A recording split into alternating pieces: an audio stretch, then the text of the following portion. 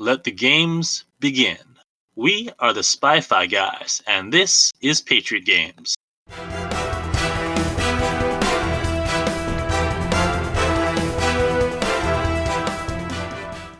Welcome to the Spy-Fi guys, where we cover spy fact, spy fiction, and everything in between. I'm Christian. And I'm Zach. Welcome back. And today we have another guest star. We have my friend Lance. So Lance was actually on our trivia team when we found out about Sergeant Stubby, but unfortunately we couldn't make it for the actual podcast. But we've got him here for Patriot Games because he is a big Tom Clancy fanboy. Hello, everybody. Lance, would you agree that you're a Tom Clancy fanboy? Oh, absolutely. Absolutely. I won't lie and say that, I didn't completely gush and fawn all over myself for hours after you guys asked me to be on for Patriot Games. What got you into Tom Clancy? Well, for one, I'm prior military, retired Air Force intelligence analyst. So I've always had an interest in different military level things. And the first book that I read of Clancy's was Red Storm Rising. And they haven't made a movie of that one, have they? Which is a complete shame, because that is a war movie buff version of the Avengers. Oh. It could easily be a miniseries or a 4 or 5 movie saga to it. It's that in-depth and that long.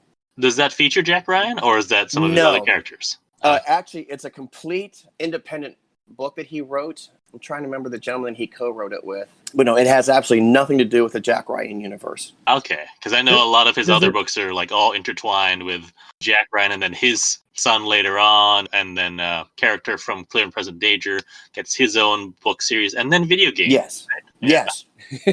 But does it have any fist fights on speedboats?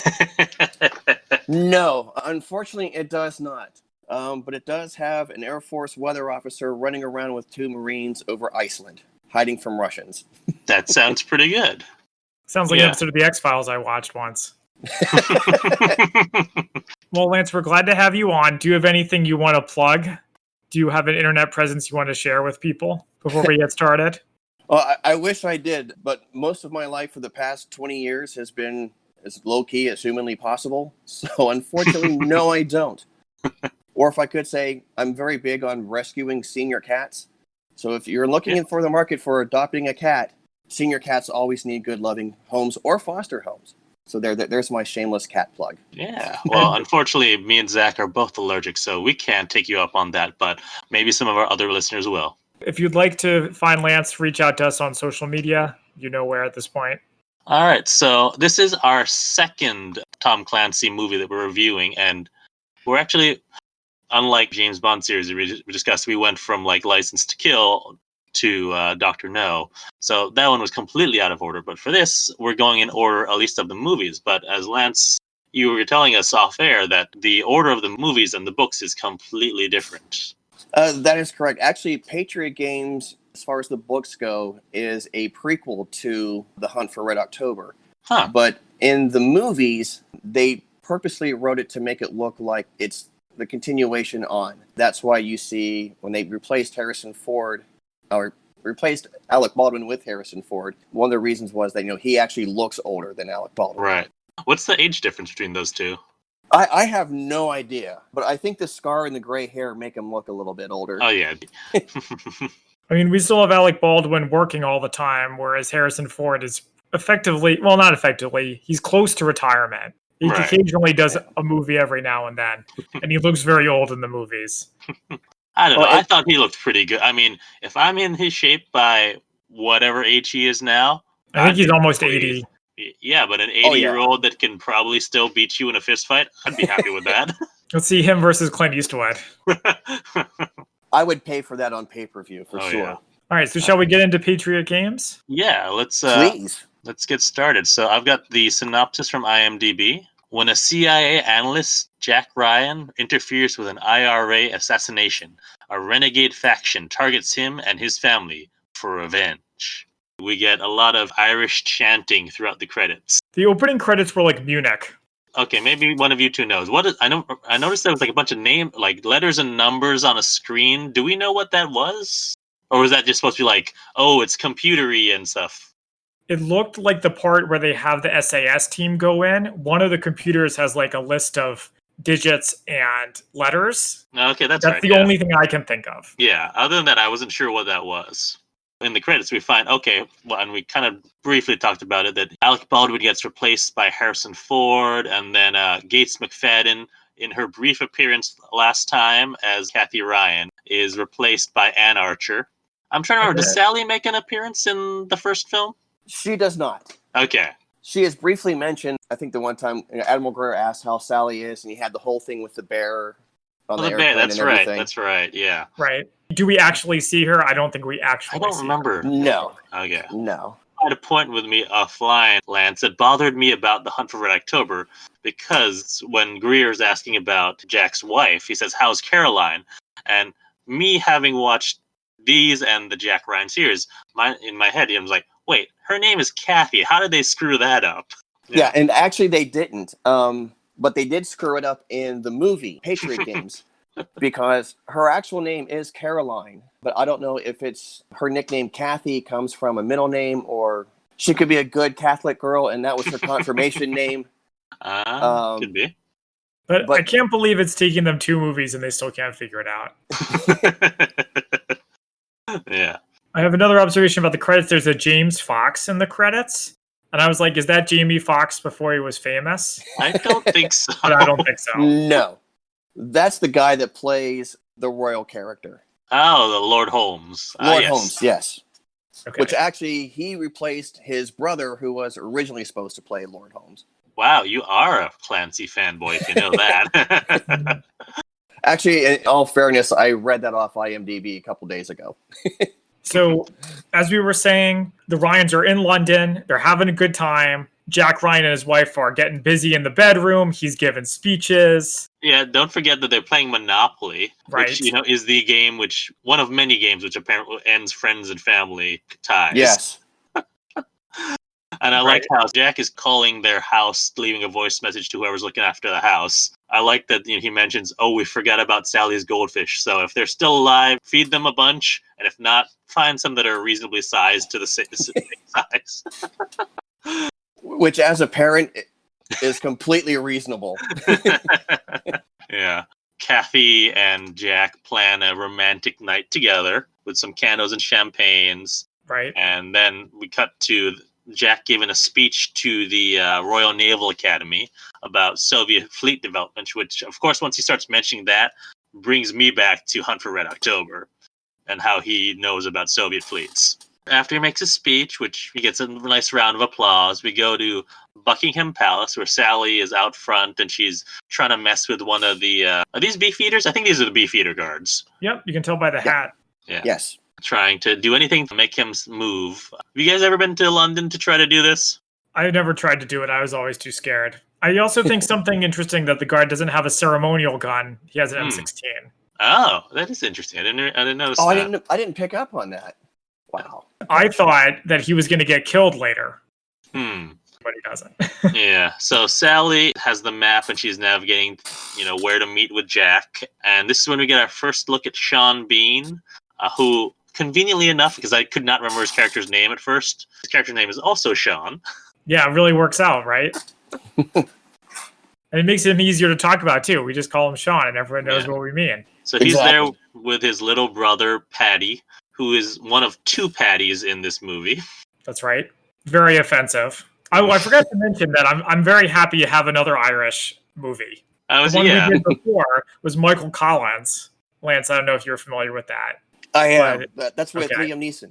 Yeah. Yeah. And this is more of the same of the game, the intelligence game between the IRA, a different IRA this time. More exciting this time. What's up? More exciting? We're not getting into that. I think that's probably our most contentious podcast between the two of us.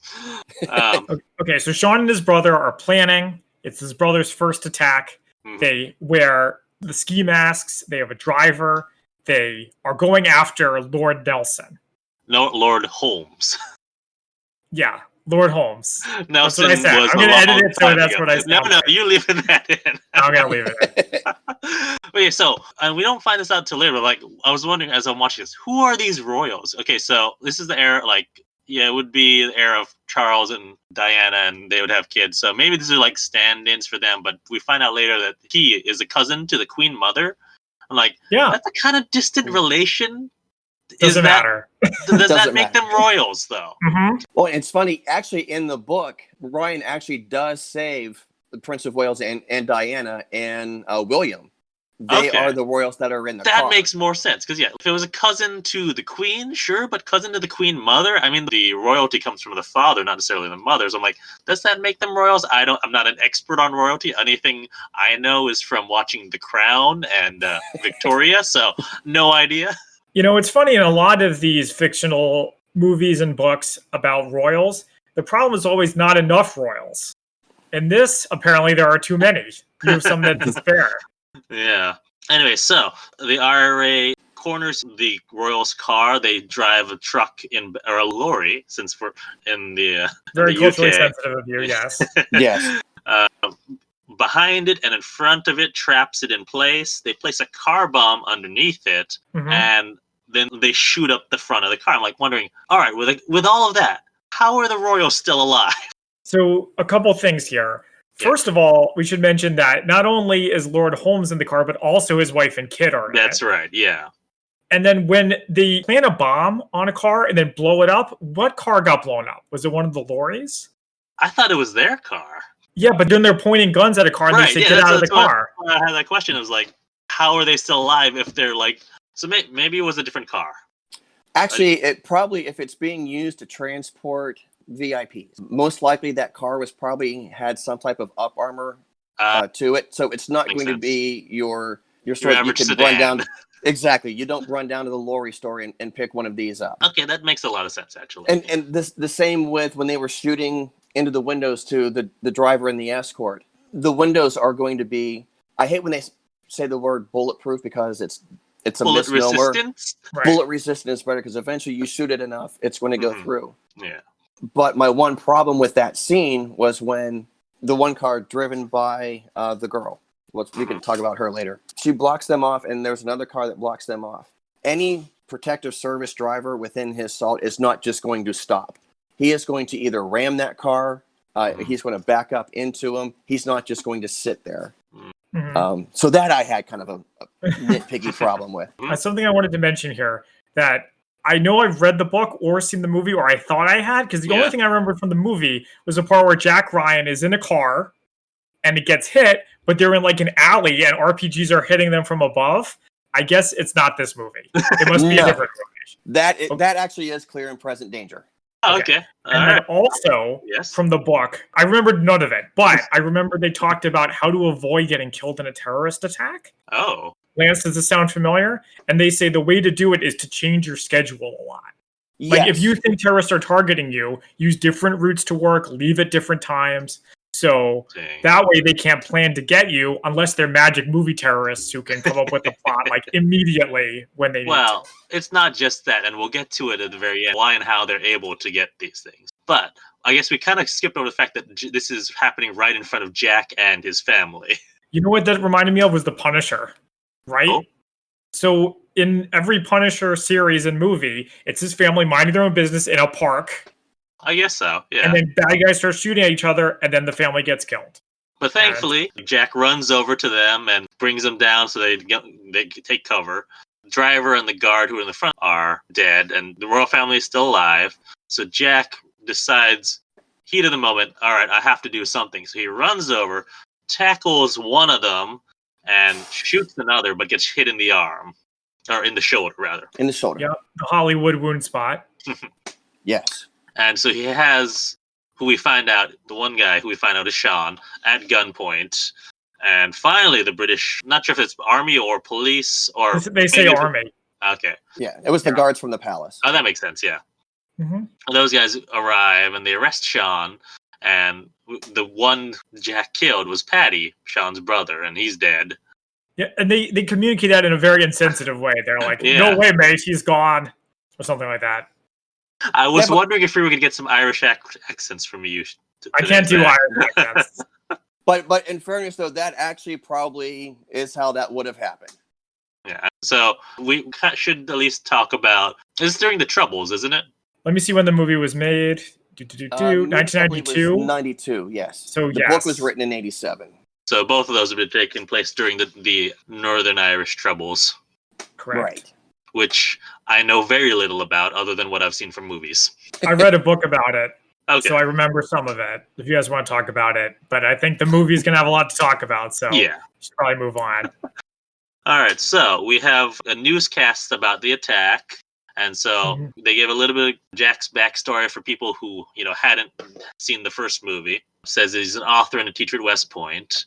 And Greer's watching this newscast. Yes. So, Langley, actually. Yes. The voiceover sort of newscast goes from an IRA safe house to the CIA at Langley, then to the hospital where Jack is recovering. And then we get a scene of Sean being interrogated by a guy who looks like a discount Eric Idle and a guy who looks like a discount Rowan Atkinson. Yes. Yes. All right. I did not think about that. But yeah, and they're doing a whole good cop, bad cop routine. Mm-hmm. And one of them calls him a Fenian bastard. Yeah, a Fenian is an Irish nationalist. Michael Collins was one too. Yeah. But it wasn't considered to be as much of an insult back then. Well, mainly because you didn't add bastard to the end of it. That helps. What made it more of an insult, though, was... Oh, that he was Irish, too, wasn't he? That he was Irish, too. So, I mean, that was almost like him trying to be like, no, your mother. You Fenian bastard. How's that? There you go. Yeah. Okay. He won't talk. He won't say anything. Yeah. And then we see a couple... Is this the scene with the pub? Yeah, in an Irish pub, you have two other members of the IRA, Kevin and Jimmy, who are meeting, and Kevin O'Donnell, and I don't know if we ever get a last name for Jimmy. And beard guy. Yeah. Jimmy Reardon. Yes. Kevin's telling Jimmy that, Sean won't talk, not Sean Miller. He's a good lad, that Sean is. Sorry, I'll stop. No, I don't want the IRA to come after me. So Jimmy is apparently more affiliated with the IRA. And is saying that, this was an unauthorized attack and he shouldn't have done it. Whereas Kevin's more militant and is saying, we have to strike at the royals and the ruling class. This is actually one of the pluses and negatives of, comparing the movie to the book. Uh-huh. Where the movie actually, I think, did a better job than the book. Because the person that Ryan kills in the book is just random terrorist guy. It's not Sean's brother. Really? Interesting. Right. That's crazy. But they made it so in the movie to make it look more like Sean had a more of a intense hatred, why he really wanted to go after Ryan. Whereas in the book, he's just a diehard racist douche.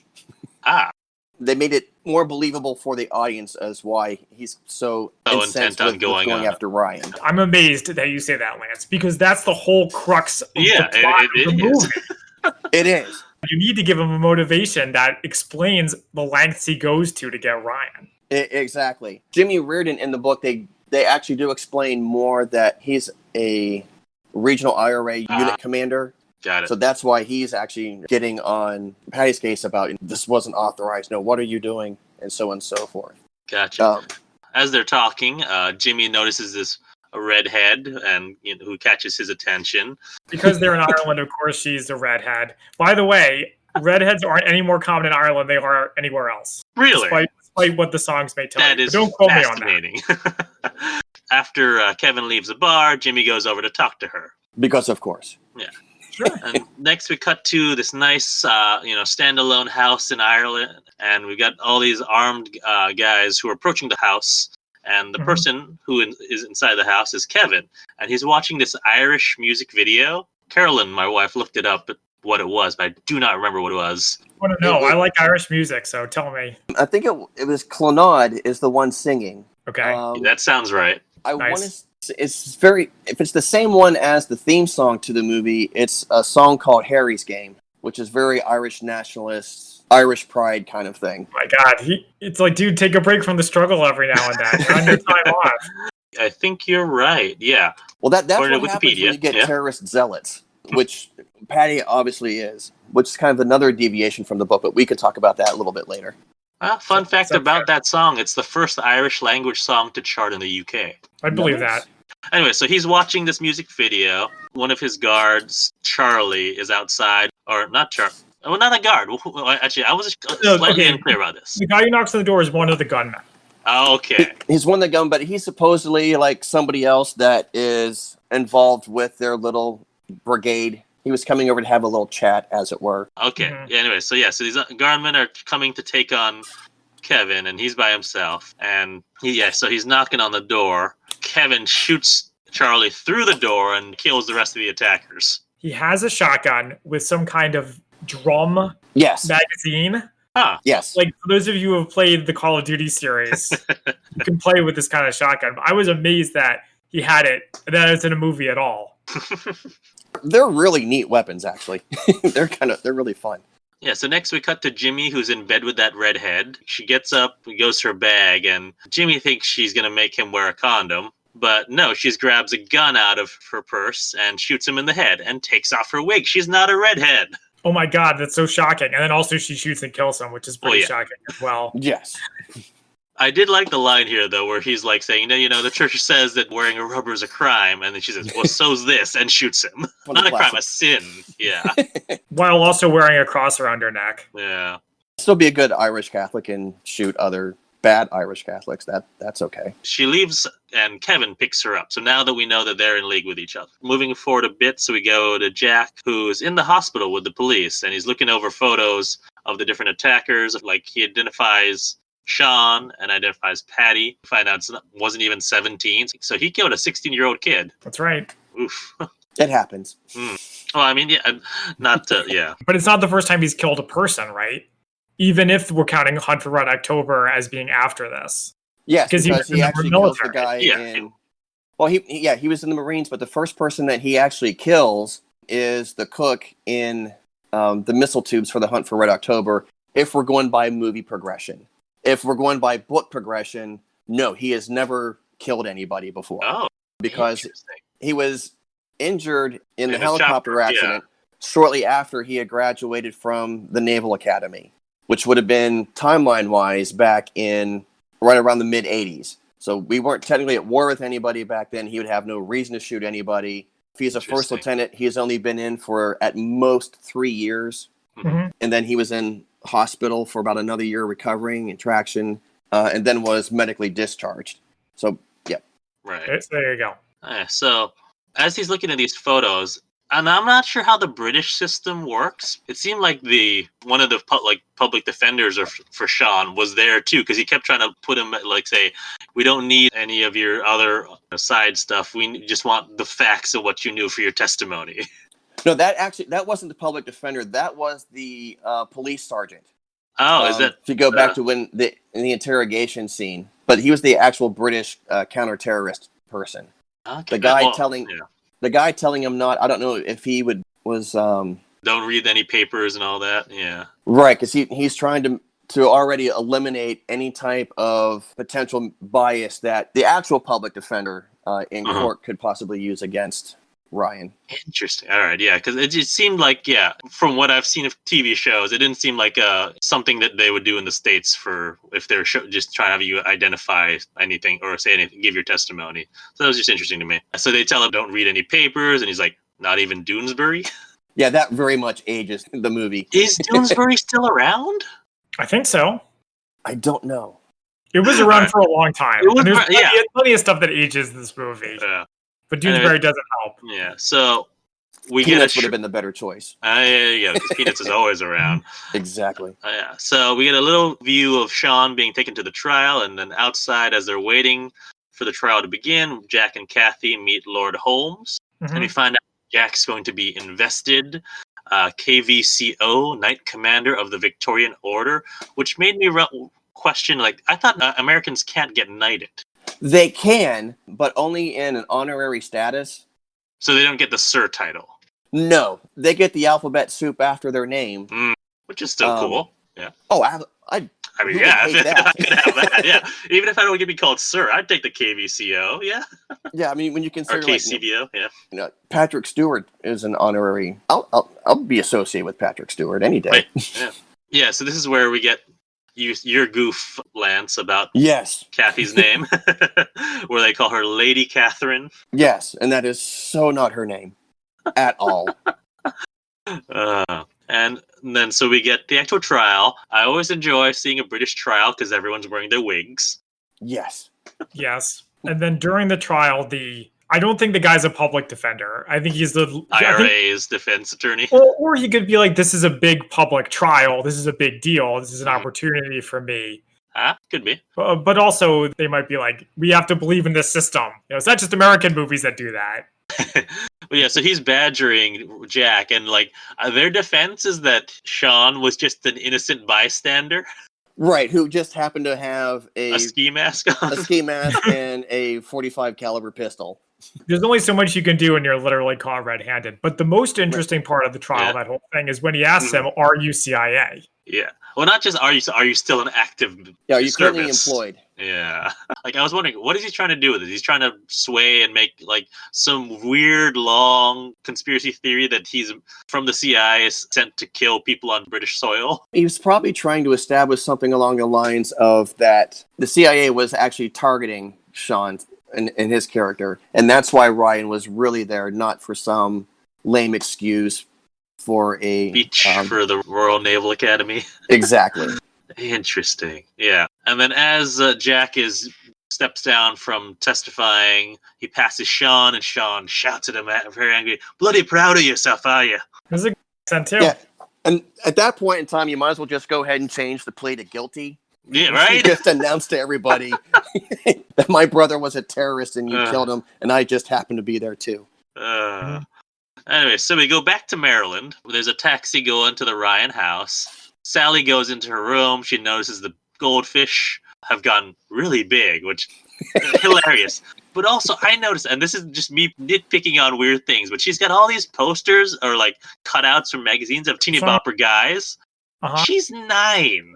Isn't that a little young to be doing that? Did they say she's 9, or does she just look 9? I think the actress was 9 when it was filmed, so in my mind, that's probably the same age. Like, she doesn't look any older than 10. Let's see. Yeah, it's probably not what you would have done if she were actually that age. Like, okay, 11, 12, I can make, but who knows? Thora Birch was actually born in 82, so movie-wise, she would have been about 12. Really? Yeah, but the funny thing is, in the book, she's 4. Oh. Right. And girls mature faster than boys. That's, all right. Very true. Okay, my complaint retracted. I was going to say 11 or 12, I can see her start happening, but yeah. But I do agree that she neither looks nor acts like she's 12. I don't know. What do you remember from when you were 12? How did you act? I acted sullen. Really the answer goofy. is sullen. Every 12-year-old in movies is sullen all the time. No, that only happens once they hit that 13. That's when they start begetting. Yes, that's when the turnover happens. Yeah, okay. Yeah. At least in movies. 12, they're still innocent little kids. There you go. There we go. Anyway, so Kathy's checking the mail.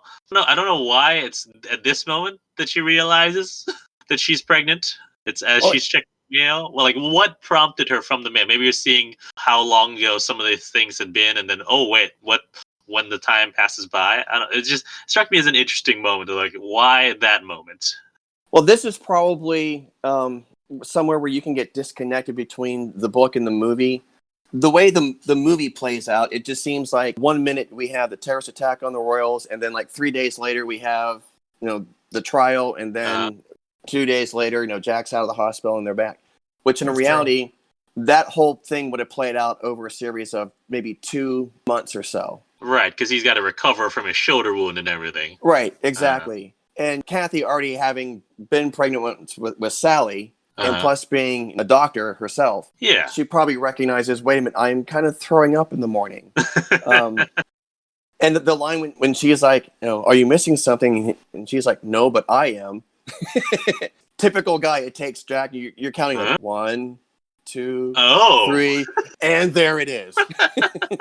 We get a cute little scene where they tell Sal, or we actually don't. That's the interesting thing about this. There's a lot of things where we're not shown actual moments. Like we're just it's inferred later. Like, so we don't see when Sally's told. We just see the aftermath when she's not happy about potentially having another sibling. But as this is going on the background on the TV is, what's his name? Paddy O'Neill, played by Richard Harris, who is completely unrecognizable to me in this. Richard Harris, for me, well, for me, he's either Dumbledore or he's King Arthur from the 68 Camelot. So between the two, I'm like, I don't recognize him between those two periods.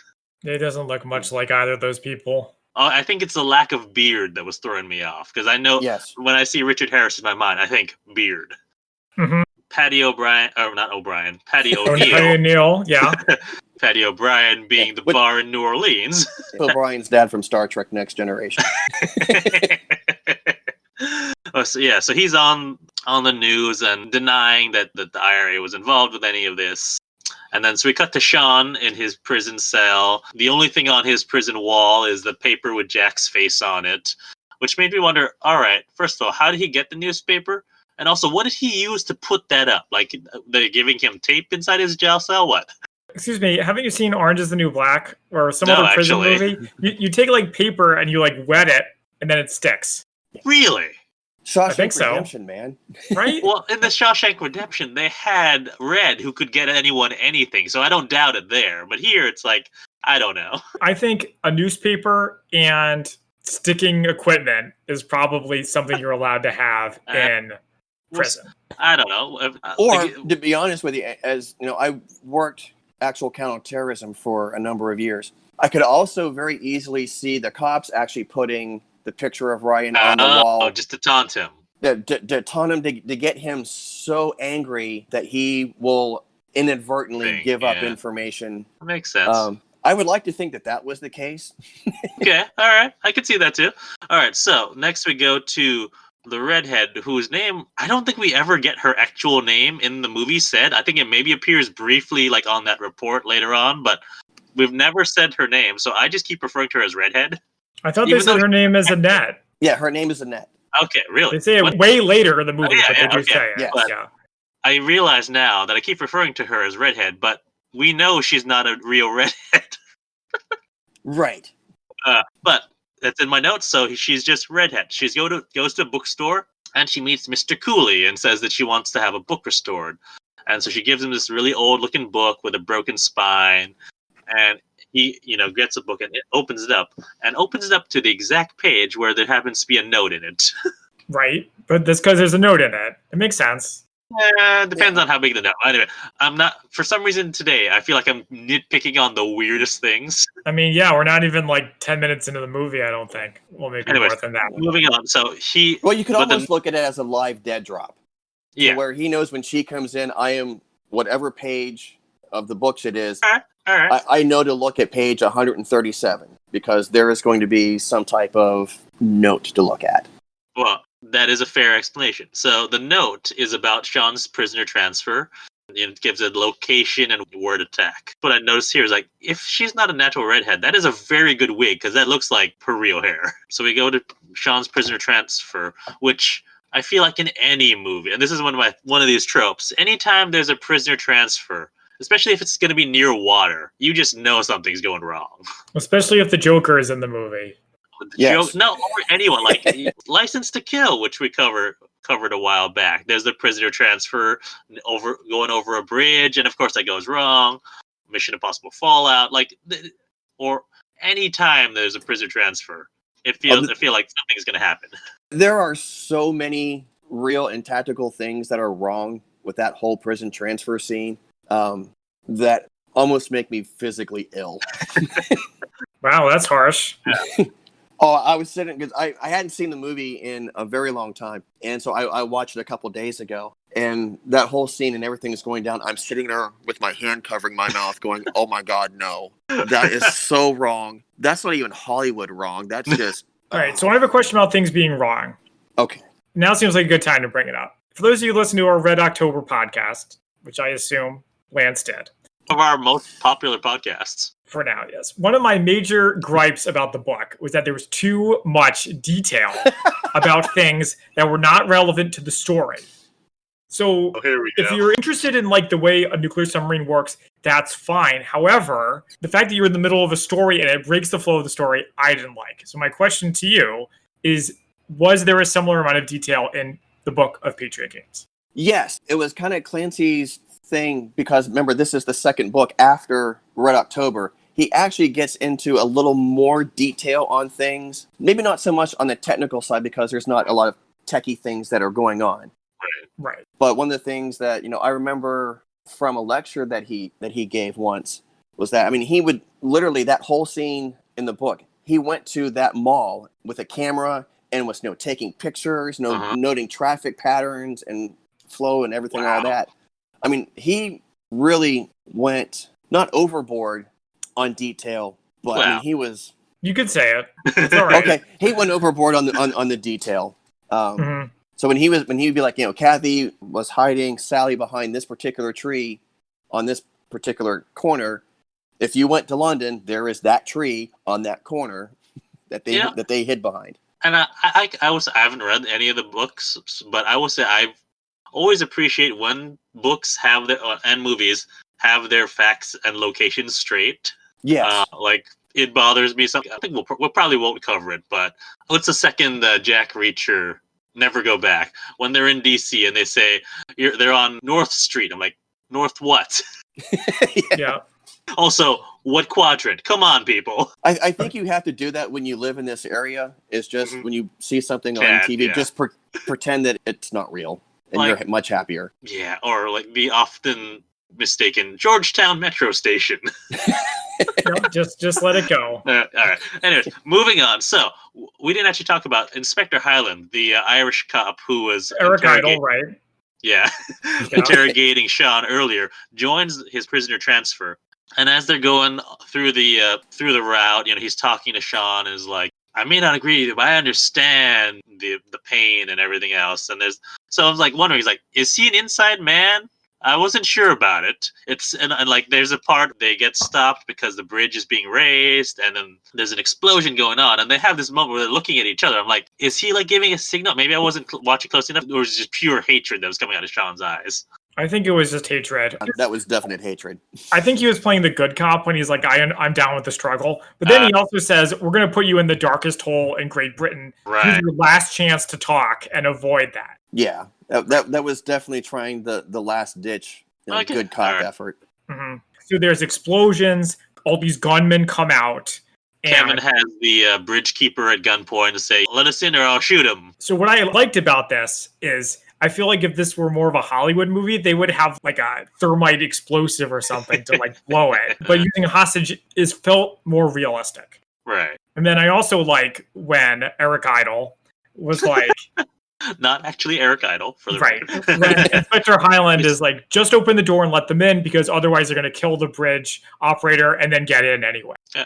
But if we want to go to where, movies versus reality, first off, they probably wouldn't have even transferred him by vehicle in the first place, especially going out to the island. And this is actually something in the book I actually took issue with. Because in the book, they also have him being transferred by convoy. But I think in the book, the actual attack to free Sean actually takes place on a ferry, not on the bridge. But a couple things with that. When they come out of the prison and they have the 3 different convoys break off into the different sections, there was no helicopter support, which there absolutely would have been. Mm-hmm. The bridge keeper wouldn't have been a bridge keeper. He would have been a cop, or a cop would have been in there with them. And in the movie, I get that they're Brits and whatnot, but there is no way on God's earth they wouldn't have a gun. The 3 officers in the actual van with Sean would not have been armed. They absolutely would have been, because then their counter would have been, okay, fine, you shoot the bridge keeper, I'm putting 2 bullets in Sean's head. So you would have had that negotiation going back and forth. And by that time, any quick response force would have realized we've lost comms with the convoy. Helicopters and bad guys die. Also, just the fact that the bridge was up. Mm-hmm. Oh, absolutely. And it's a total idiot ball plot. Yeah. This one scene was my absolute least favorite in the entire movie. So let's move on from it then. Yeah. Okay. I'm getting angry just thinking about it. Before we leave the scene, though, we'll just mention that once he gets out, Sean kills all of the cops who were in the car with him. So that's the end of Inspector Hyland, aka Bargain Eric Idle. Yeah. But you notice that they never showed him actually shooting the bridge keeper. So they actually did let him Maybe go. He was in on it. Or that. Anyway, so we go to the Ryan house in Maryland, and they're leaving for an outing. Almost forgot the tickets to whatever this outing was. I'm curious what the outing was. I think it was an Orioles game. I think it was an Orioles baseball game. That makes sense. Okay, so Admiral Greer, a.k.a. James Earl Jones, shows up. He's like, I want to let you know Sean escaped, but it's fine. He's not going to come after you. No. To which Caroline is like, well, if you think it's fine, why'd you come here? Which is the first question that jumped into my head as well. Very fair, yeah. Also, Greer asks Jack to come back to the CIA. Right. And we don't hear no. we don't hear his response to like that's one of the things I've noticed a lot in this movie is that we'll have these like very lead up to whatever the big moment is, but we don't see it, and then we'll just have people talk about it later. Yes, but we get the impression that he doesn't want to come back. Yeah, that's fairly clear. So he tells Kathy that he said no, and it's like, really, just like that? No. Which is probably a lie, because there is going to be a part of him, especially being the analyst that he is, and having, again, movie timeline, having experienced what he all went through with the Hunt for Red October, there was no way that there wasn't a big part of him that was like, I want to jump in, yeah. Oh, absolutely. But if I do, my wife will kill me. So, good decision. Yeah. And seeing how I live with her and not with you. This is exactly why a lot of these protagonists don't have families. Yes. But that is one of the things I do like about Jack Ryan normally, is that there's always that family aspect, or at least the relationship aspect to him, where he's trying to balance a real life and, right. He's more of like a normal person. Yeah. All right, so we have Sean is on a boat, cargo boat. And at this point we don't know where he's going. He's got a nice haircut, trim buzz cut. They chopped off all his nice long locks. They're going to get some training, and they says they can't do that in Ireland. Kevin is telling him forget about Ryan. We gotta focus on the plan. But Sean doesn't want to move on from Ryan. And we have a little scene of Lord Holmes being told about Sean's escape, and his assistant said Inspector Highland's the ones who picked the route on time, so we have no idea how they found out. Back at the Naval Academy, Jack's teaching a class about Greece, one of their navies, and then we get Robbie Jackson, played by Samuel L. Jackson, who is, I think, the superintendent of the Naval Academy. We don't actually get his title, but no, as a lieutenant commander, he's probably just another instructor. Okay. And so he hands Jack the Order of the Purple Target, which is this medallion with a bullseye on it, and definitely plays into military sarcasm. Yeah. So that leads me to think about, all right, how many different spy movies and franchises has Samuel L. Jackson been in? A ton. But the real question is, how many movies have you seen where Samuel L. Jackson has hair? There are not as many of those. Fair enough. But I just thought about this, and also, isn't he also in The Long Kiss Goodnight? Yes. Yeah. Gina Davis. But I think this was could be his first spy type movie. Interesting. Well, and I think we'll talk about this later on, but in Long Kiss Goodnight with Gina Davis, there's someone else who's in that too, who's also in Bourne and also in The Wolverine, who's all right, is he in every movie where an operative loses their memory? It is, but besides the point. And we also have a short scene of Kathy in surgery, so we see that she's very good at her job, because she's doing a retinal surgery. I was like, wow. Yes, that's her main job throughout all the Clancy novels, is that she is one of the more actual world-renowned eye surgeons. Oh, that's, yeah. Talented family. No pressure on Sally. None whatsoever. Yeah. Jack has a short meeting with Robbie. I actually don't remember what they talk about. Robbie was just kind of going into, basically, it's probably, I think, the first time where they actually sat down and talked since Jack's been back or whatever. And he's like, no, what made you do it? And that's where, That's right. Oh, it's his rage. Yeah, where he just got, really ticked off, which as a former Marine and all of his action that he did, I can legit see him, without even thinking, family safe, go take out terrorists. Yeah. But I liked the part at the end when he asked, he was like, it just pissed me off. And Samuel Jackson's like, well, here's hoping I never make you mad at me, man. Yeah. Yeah. So we have Kathy, who's late to pick up Sally. And so Sally's waiting to be picked up from school, talking with all her friends. And Sean is in a car watching them. So I guess Sean somehow got permission from the IRA ups to go and kill a kid in the U.S. Or he just went off on his own. I mean, we could probably talk about this more a little bit later. But that's the whole premise of what Sean and Pat in their group are trying to do. They're trying to build up their own particular faction within the IRA. In the book, I think they actually refer to themselves as the Ulster Liberation Movement, which they don't mention in the movie. They're just trying to be a provisional different a more violent faction of the IRA. And that's why they're like doing all these things, but still letting the IRA get blamed for it. So that kind of puts pressure on them, but also can drag people more towards their side. Got it. Oh, okay. One of the things I kind of laughed at is, so Kathy picks up Sally, and they're going off, and Sean's trying to follow, and they get foiled by the crossing guard. I did think that was funny, yes. Yes. It wasn't just the crossing guard, it was also that all of these kids suddenly pass in front of the van. Shoot a kid, but you can't run over 3 of them in a crossing walk. Not even 3. There was like a ton of kids. It was like 12. But also at one point, Sean says, "Kind of cute, isn't she?" about Sally.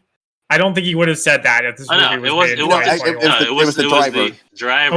Okay, sorry. And Sean's like, "Is he or is she?" Mm-hmm. Yeah. So then, meanwhile, he's walking around Annapolis. You guys have been in this area a while. Have you walked around Annapolis? I walked around a little bit, like middle of last year, because I'm supposed to having a conference there later this year. As of recording, it has not been canceled. Knock on wood. I think you mean the middle of 2019. Yeah, yeah.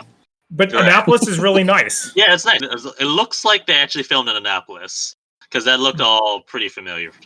There were some parts, like especially when you have the flyover coming over the campus, and that gate area where you see the midshipmen, jogging out. That's how I think all was actually filmed on campus. Nice. But yeah, so Jack is walking around and he watches this guy in an Annapolis sweatshirt very suspiciously, and he goes to grab a newspaper from a newspaper vending machine. Remember those?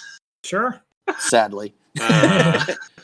So this scene reminded me a lot of the end of Munich. Or the final act of it or so, where he's constantly looking around. I can see that, yeah. But in this case, Jack's instincts are right. The sweatshirt guy pretends he goes to that different corner, but then it actually ends up following Jack, and we see he has a gun, and Jack ducks behind a truck and tries to take him out, but gets overpowered. Which I liked. Yeah. I like that our hero doesn't win every fight. Yes. But he's saved by the Naval Academy guards who shoot the guy in the sweatshirt. And so probably the most exciting day they've had their entire careers. Yeah.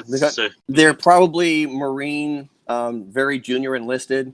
So the fact that they actually got to take their pistols out of their holster for the first time in their career, that was probably a big moment for them. I'm surprised they actually saw it, because I felt like he was pretty far down the road and the gun was silenced, suppressed, whatever. They probably, like with most military guys, they're looking constantly down the street, and there's probably about 4 of them that are actually at that station. There's not just the 1 or 2. Mm-hmm. So when they saw, probably Ryan act suspicious, or maybe he even tried to signal them when he ducked behind the van. That's true, because we just see him duck behind the van, so we don't know. Right. Yeah. Because like you said, he was halfway down the block, and those guys got there pretty quick. I mean, granted, bullets travel pretty fast. And you can see the one guy, which I think if you look in the insignia, he actually is a private, and he's knocking on Ryan's door. It's like, Dr. Ryan, are you okay? And he rolls up the window and locks the door.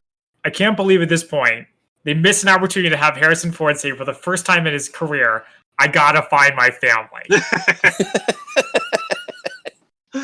It could have been the start of an era. Could have. But, so he's trying to get a hold of Kathy because he realizes what's going on. Kathy's not answering her phone. She's on the line with the surgery, checking in on her patients. Mm-hmm. And we get a sight of this giant 80s style car phone. Oh my God, yes. Those are great. But I have a question here. Yes. Which is, I don't understand why Sean didn't kill Ryan himself. Why he had some flunky do it. Great question. I have no explanation. Probably, and this is pure speculation on my part, it was more important for him to go after and kill Ryan's family because Ryan killed his family. So it's like, you take out my brother, I'm going to kill your wife and kid. Very Al Capone and Untouchables. So I also thought of that, Lance. I also thought of that, but I would have liked it if they had made it a little clearer. Maybe. For us dumb audience members. Fair. He could have been holding up the gun and be like, "You killed my brother." That's not Irish accent. He's like, "You killed my brother, and now I'm going to kill your kid." What was that accent? I think it was Italian or something. Well, we were talking about the Untouchables, so okay. Yes. All right, so Kathy gets on the highway, and Sean is chasing after them. There's a part where Ryan is like, "Operator, I want to do an emergency breakthrough." And I was like, "What? Is that a thing? Is that a thing you can do?" That back in the day, being the old guy here, is if when you landlines were your main thing. Like if you two are talking, but for some reason I really had to get a hold of Christian, say there's a huge Star Wars event that he has to be there for. That's not an emergency. I mean, yeah, your credibility just went way down, Zach. I could call the operator and say, "Hi, this is so-and-so, and this is my phone number. I need an emergency break into," and I would give them Christian's number. And she would come over your line and say, "We have an emergency break in your line. Stand by." He would disconnect the call and then put my call in through to you, Christian. Interesting. Huh. And they very accurately pointed out in cell phones that wasn't possible because there was nothing to physically disconnect. And they're working because they're using car phones, so there was nothing interesting. And so, and cell phones had a particular number. That's why the operator was able to go, "That's a cell phone. So that can't happen. We can't do that. That's beyond our technology." Of course, this is obviously before three-way calling. Right. I also like how the number is 555. Yeah, because every movie number has to be 555. He finally gets through to them on the phone, and I'm trying to. He doesn't really say exactly what is going on, but just says that you need to get off the highway to the nearest police station. Right. And so they make a deal. All right, make a plan. All right, head off at that exit. We'll go. Which I don't think really exists. Yeah. They're trying to be on Highway 50 in Annapolis. And I remember reading somewhere that the highway scene was actually, you could tell, was shot somewhere not in Maryland because there's palm trees. Oh, I didn't notice that. But yeah, someone was saying that Kathy actually even mispronounces the street name. Oh. And there's actually no exit off of Highway 50 for that road. Huh. All right. Yay, Hollywood and local area. Yeah, right. But so as she's on the call, she like finally notices that Sean is hanging out of the van with a giant gun. Yeah, it was like an Uzi or something, right? Yeah, it was an Uzi. Okay, so he shoots at them. They like freak out. They try to swerve away. Oh, also before this, there's a really good shot of the enormous van like swerving back and forth between cars. Some pretty cool stunt driving. So he's shooting at them, and they dodge away, but then they ram right into the divider. The divider, like, barrier. Going right between the highway and the exit. Exit, yeah. So I thought they easily could have died. Yeah. It was very believable. But then Sean says, "They're gone," and has, like, this big old smile. Like, he's so happy. And I gotta say, Sean is like a monster in this movie. He's not redeemable at all. No, I mean, the thing is, he's even worse in the book. Because you're right, because he didn't have the family motivation. He's just doing this out of pure hate. Exactly. Wow. And he's also a raging racist in the book. Against non-Irish people? Against non-white people. Oh. Okay. Just in case you couldn't even be more monstrous. Yeah. Yeah, because actually in the book, there is how to politically correctly put this. They get inside help from a group of African Americans who are very anti-government. And so I believe the driver actually in the scene in the book is not a white Irish guy. And so so Sean has this whole big thing is like, he's very racist, but he needs this guy to help him kill a wife and a 4-year-old. Ooh. So, No. Oh, he's, like I said, he's a raging douche. He doesn't even stick to his principles. No. Anyway, so we have Jack, who's still on the freeway, and like he's trying to get off at the exit, but there's a lot of traffic, and he looks over and he sees this like giant thing of smoke rising from up ahead. It's like, and understandably like panics. Mm-hmm. And then we get a shot of the helicopter bringing Sally and Kathy to the hospital. The doctor finds Jack and tells him that Kathy's fine and that the baby is fine too.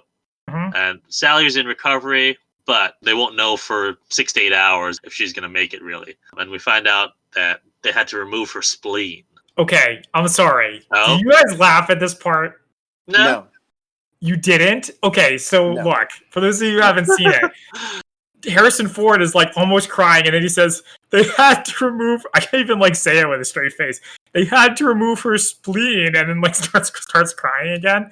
Maybe I'm the monster too, but I thought it was funny because A, spleen is a funny word, and B, it's not like you had to remove her hand or like something that you need to have a normal life. Sure. Right, but at the same time, it's still, it's a big thing. Yeah, organ-wise, it's like, they had to remove a kidney. Sure, you can still function with one kidney, but life is a lot easier with both kidneys. Same with the spleen. And also, you have to look at it from a father's perspective. From a father's perspective. I'm sorry if I'm being insensitive. But also from a, not necessarily post-traumatic, because it's ongoing. So just from a traumatic experience, his wife is there. Mm-hmm. Yeah, no, I could see that actually being that way. I had no issues with that scene, no. Well, I encourage you guys to look it up on YouTube. Out of context. Don't know the context. Just Harrison Ford saying they had to remove her spleen and then crying, and see what you think. Now, the one part I did have is when the doctor's coming out to him, and the doctor is almost very robotic. Your wife is fine, your kid is fine, but we had to remove her spleen. It's very touch and go. Take care, Bob. No. No, he needs a much better bedside manner. Unless he's like the 1980s version of Dr. House. I don't think that's how that's going to go down. Mm-hmm. Yeah, so we have a scene where Robbie comes to the hospital to see Jack. Robbie and his wife. Sorry to jump in. Yeah. Yes. And you know it's a wife because you saw her picture in Robbie's office earlier. Ooh, good eyes. I did not catch that. Yes. Also from context. Yeah. Well, yeah, God. So Patty O'Neill is on the news again. And actually, he's not even just on the news. He's on the news outside the hospital. Yeah. Right. Which is pretty ballsy, if you think about it. So he claims that IRA is not responsible, and he's sending our best wishes to them. And then we get the doctor coming out saying that Sally's going to be okay. So they're very happy. And then Patty comes up to him and tries to talk to him, and he gets the Harrison Ford finger point. No. Yeah. Harrison Ford's best when he's mad. Yeah. There was if you saw the movie Air Force One, that was a very poignant. Another great Harrison Ford movie, yeah. Which we could cover. Potentially, yes. So they go to the CIA and they walk over the seal. Okay, just in case you don't get it. Yeah, I was gonna say, how many movies, not in a row, almost in a row, have we had like them going to CIA headquarters and then walking over the seal? Lots. I think it's probably somewhere in every Hollywood contract movie that has CIA, that line number 35, you have to show that someone walking over the Great Seal, and then pan over to the memorial wall that shows all the stars. Well, that's actually, this is our first sight of the stars, though, because we covered Parmanu, which was definitely not real CIA, and the seal was completely off-colored. Then we had Mission Impossible, which also not filmed there. So we only got the seal. But this is the first time we get a shot of the stars, too. Also, I think this movie is before the walking over the seal became cliche. True. Keep in mind. Very well could be. Was this film? I think this was probably potentially filmed at Langley. Very well could be, because I know that the recent series did film at Langley. Clancy had a unique relationship with CIA, and in some cases, the DoD, because he went to them a lot for research on, do you guys do this? Do you guys do this? Because again, his hypersensitivity to attention to detail. So I could very easily see, because they were doing a Clancy film with his relationship with the agency, I could see them being like, yeah, you can do the overhead shot. That'd be cool. Okay, so Ryan arrives and he's being stymied by this mid-level guy who says, you're too involved. It's too close to you. We can't let you go in and do your job until Greer intervenes and lets Jack join the team again. Well, not even the reason. He says, don't let me interrupt you. You're about to tell him that we're better off without Jack's help. Yeah. Actually, Marty Cantor, he's slightly higher than a mid-level guy. Okay. So what's his, Yeah, I can't remember what his exact position is, but basically, Jack becomes him in Clear and Present Danger. So assistant director? It's like assistant director of intelligence. Something like that. Yeah, that's what he was in Clear and Present Danger. All right, so Jack goes to meet the team that covers terrorism. So is Rose a character from the books? When he sees Rose, who's this older seeming woman, who's treats her very warmly and is like, how are you doing, and all that. In the book, she actually has a lot more of a prominent role, because she's actually the one who's I think heads up that particular team. Okay. I mean, she'd be like the civilian equivalent probably to a GS-15. So yeah, she's very high up there. And in the book, she kind of still knows Jack, but because remember from the books, Jack had worked with CIA before, but just on a very basic analytical thing. He was more of the Jack Ryan from the TV series. Gotcha. Or just random Joe Schmo analyst who actually had a very good day. Rose gives him his night table reading, which is all the different reports and things he wants to read to get up to speed. And as he's doing this, he find out apparently Sean's father was killed by the RUC in Belfast in 1979. Mm-hmm. And speaking of Belfast, that's where we're going next. Apparently, like, the dingy side of it. Yeah, so the British, I don't know if they ever identify if they're police, or is this the group they keep mentioning, SO13? It's SO13. Okay. So they're raiding an IRA hideout. They stick this really cool camera underneath the door to look in, and then they give everyone a 4 signal, like a hand signal. You guys know what that means? I don't. There were 4 people in the room, so they're signaling down that there are 4 people that they had visual contact for. That way, when they breach the room, they only see 3. They know that there's still 1 missing. Or if there's 4, they most likely got everybody. But you still have that +2 mindset to where, okay, we go in, we saw 4, we took them out, but because we can't see the entire room, you always assume that there's at least 2 more. Thank you for that, Lance. I had no idea. All right. Mm-hmm. And you can also tell they're British because they don't need to shoot anybody when they go in. They're very polite. Yeah. They take everyone in. They arrest everyone. Jack gets briefed on Kevin O'Donnell, who he is, and then apparently SO13 got a tip about bomb materials in an apartment, which is, I think, what we just saw.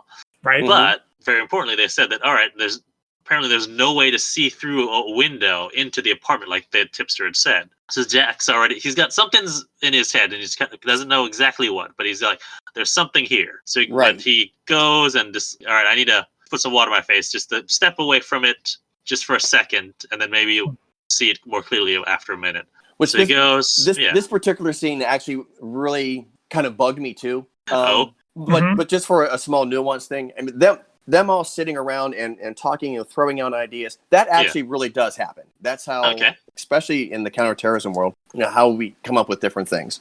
And this is just a small part, kind of that any former intelligence analyst or associated with intel community, he took classified papers into the bathroom. Oh my God, I did not catch that. That is like the biggest no ever. That's like the second thing you're ever taught on your report-in day, was you never do that. But they sort of fixed it in a movie goof, because when he walks out of the bathroom, he doesn't have the papers. So either he left them there, which is why they tell you not to take them in there in the first place, or they just were like, oops, we shouldn't have done that. Refresh my mind on the timeline. So he goes into the bathroom, but then he sees the girl with the red hair. Is it before or after? It's after. Okay. Yeah, it's a little bit of both. Because he starts to remember the one with the red hair driving by, but then he sees the CIA employee, and then he's like, oh wait, I also saw her in London. Right. Wow. And they did a good job of making the redheaded CIA employee have her hair in the exact same ponytail that Annette had hers in. Yeah. Which she's like doing that same hair flip. Same way, yeah. But yeah, so he realizes, all right, there's Annette, the redhead, was in both places, and also that he accidentally went into the women's room because he was so lost in his head. Yeah. Do you feel like she was hitting on him, by the way? No. Okay. Anyway, Sean is in the desert. Jack goes back into the terrorism group and realizes they're looking for a break-off IRA group, and that they should be looking for the redhead, because if they find her, they'll find Kevin. Which actually is pretty significant, because if you think about, especially back then, terrorism was 99.9% predominantly male. So, I mean, saying, hey, we're looking for a blonde guy with short hair.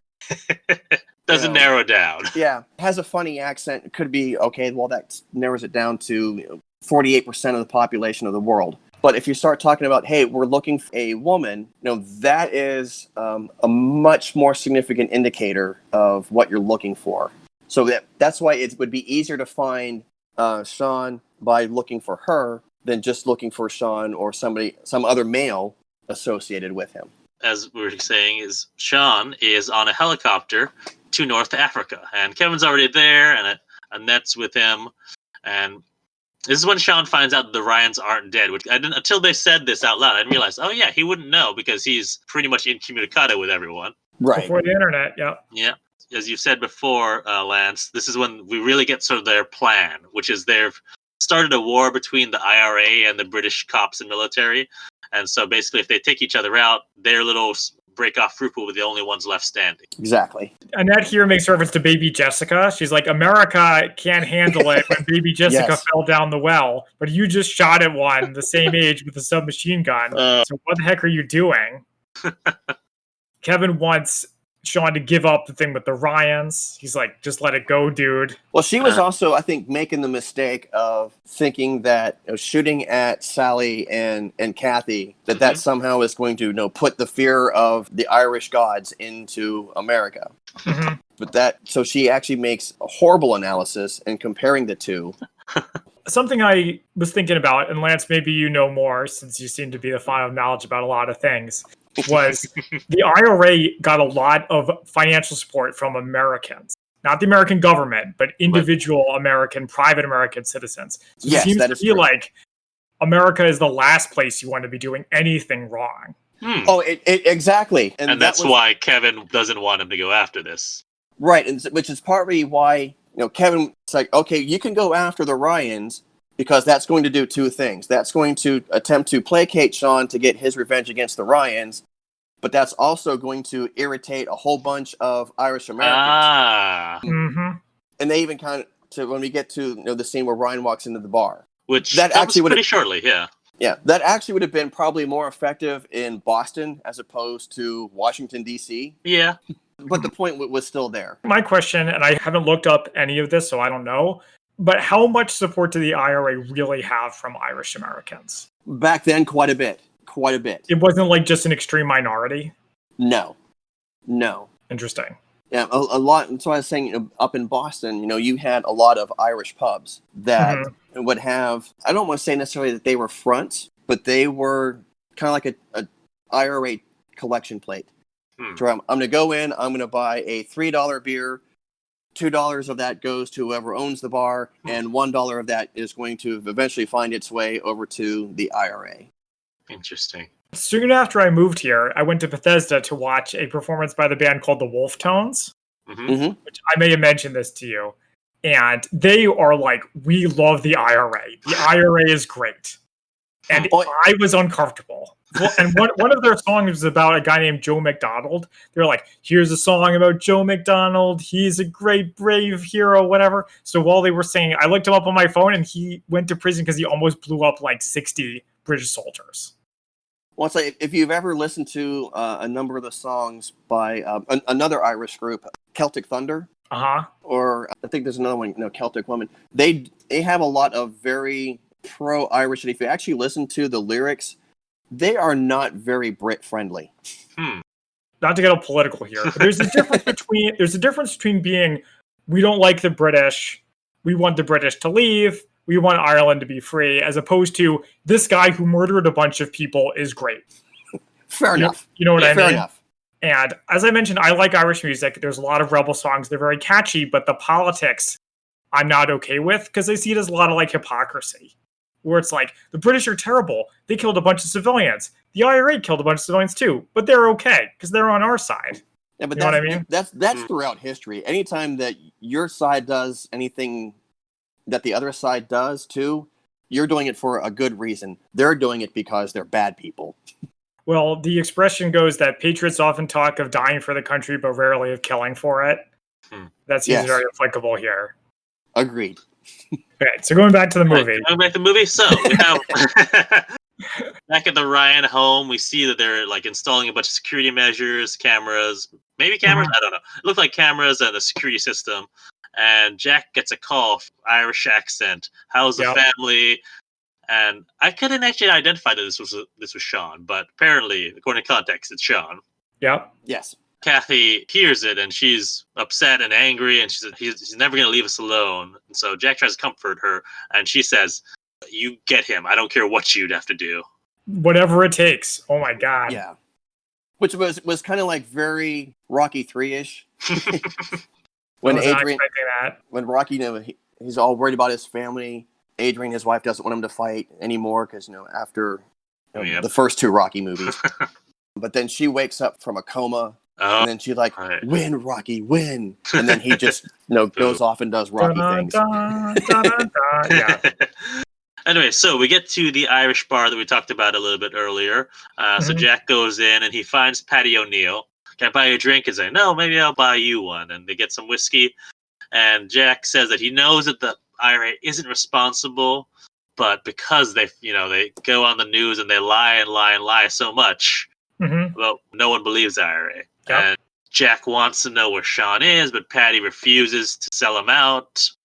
Threatens to give the media exactly what they want. They'll let them into his daughter's hospital room and give them the wall-to-wall exposure that we were talking about before. Right. That'll damage the provisional IRA, which is, of course, exactly what the bad guys want. And will dry up all of the money that comes in from donations. He concludes it all by saying, I will fucking destroy you, which seems like an empty threat, frankly. No. I don't know. This is Harrison Ford telling you this. If he said that to me, I'd be afraid. And don't think, too, I mean, he's got very strong connections within the CIA. So if he's telling him that he will destroy him. Which is a matter of public record by this point because of the court case. Well, but in the court case, he has said that he is no longer employed. No longer, but he definitely is now. He has connections, Exactly. Also, I didn't notice until like the very end that Robbie's there with him. Yeah, he took Robbie in his backup. Like he said, you don't go into a bar and threaten the IRA's money guy by yourself. It's not going to go well. Even though Ryan himself is a good Irish Catholic boy. Oh yeah, that's right. Which is never talked about. No, and that's what one of the things I think the movie kind of drops the ball on a little bit, because that would have made it even more interesting dynamic between Sean and Ryan. Because you get, these two competing Irish boys going after one, the good Irish boy versus the very bad Irish boy. Well, also the Irish American versus the Irish. True. Yes. Yeah. Excellent. So, I'm a little sad they never actually talked about that. But so back at CIA, Jack is giving a briefing on Sean's whereabouts and what they know. So they're in Benghazi, apparently. So this scene was really cool, where they're like, okay, there's a shipping manifest, and they escape then, and there's ships going by here, and then people arrive at 9 camps, so we can tone it down to this, that, and the other thing. Lance, is this kind of similar to real life? Oh, it absolutely is. It absolutely is. You're taking all kinds of information, classified and unclassified. One of the best sources that you have, CIA even has a section of nothing but open source information. That's right, yeah. And in the Spy Museum, they have a whole section, like a whole exhibit about open source. They do. I love that great section. Activity about how you can basically, in various eras, both present day, World War II, and I think even like older than that. I forget what the other example was. They have a good thing where you basically pull whatever intelligence you can for open source. So yeah, that's right. Cool. And you'll have different analysts looking at different things. Like this guy, his job would be to go out and look for the shipping manifest. This guy's looking at whether or not certain camps were active during that particular time, things of that nature. So yeah, no, that actually was very accurate. But Jack is able to walk in off the street and be like, "Oh yeah, that's a bald guy," or "This is a truck." Before we even get to those things, what's the thing that tips him off? Yeah. Her breasts. I'm not saying it. Yeah. I'm just saying that. Yeah. Well, but to be fair, breasts. To be fair to Jack, this is potentially a terrorist camp in Benghazi. How many women do you think are there? Right, and that's actually what I was pointing out earlier. Yeah. They try to find these particular group of terrorists, and they did a good job of mentioning actual different terrorist groups occupying the camps. I did notice that, yeah. And which of course was true to life. Right, and probably maybe none of the other ones had any women that were in, especially if they were of Middle Eastern based terrorists. They would not be dressed as such. Either. Absolutely not. So Jack falling asleep next to Sally's hospital room, but she wakes up and he reads her story. Or after this happens, he goes to the hospital canteen and Patty's there, and he just drops a present wrapped on his table. And inside there's a gift. It's a leprechaun doll, but there's also a file on Annette, the redhead. I guess this is where we find out her name, but I don't think they ever speak it on screen. You just see it in the file. I think they said it like one time when they first got to the desert. Yeah. Oh, really? Oh, I think they do. There. Yeah. But never again. So that's why I kept calling her the redhead. Right. So I'm like, so O'Neill did sell out his fellow Irishmen? But wait. Well, Jack gives Marty the intel on Annette. And apparently, she's not even Irish. She's actually English. Yeah, Which so actually, it's not selling him out. this is something that I think the movie actually did better than the book, because in the book, Annette is French. French? Yes. Really? And so it makes more of a dramatic thing to have her actually be British. She's actually portraying her own people versus some random French person who probably doesn't like the Brits to begin with. There's more dramatic irony there. Exactly. But Marty doubts the intel. He's like, and this is where we get the scene every time in every movie or show. There's you're not a field guy, you're an analyst. Someone tells that to him or he says it. Yeah, you said that's one of the things. I can't go to Yemen. I'm an analyst. Yeah. And they say, here, you're an analyst, so analyze that.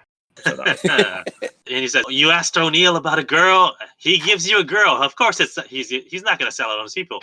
But, and I didn't think about this till Ryan says it, he didn't tell Patty that he was looking for a girl. No, he just says he wants to know. Yeah. All he said that he was looking for Sean.